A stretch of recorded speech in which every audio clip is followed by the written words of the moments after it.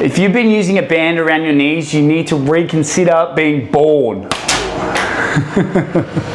Recent study has compared different placements of a resistance band for gluteal activation. Site 1 was around the knees, site 2 was around the ankles, and site 3 was around the feet. What was recorded, gluteal activation increased as the band moved down the leg, and the largest recording of gluteal activation with the least TFL involvement was located at the feet. So this is what I refer to as the hemorrhage of the fitness industry. People don't know actually how to activate their glutes, especially when they're doing a hip thruster, which is designed for the glutes. So what do? They go and place one of these bands around their knees. All of a sudden they feel their glutes, and this is what I refer to as the band-aid covering the hemorrhage. So here are 3 ways in order for you to be able to activate your glutes without the use of one of these.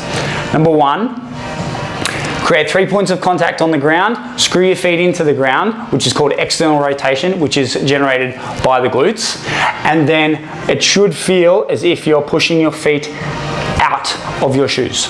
Step 2, push your knees out, create tall shins. Too many people allow their knees to fall in, which will then cave their feet in, and you will lose that screw generated from the external rotation through your glutes. So think inside knee, outside toe. Step number 3, delete any athlete who is using this band and their knees are caving in compared to their feet. I want you to look for this.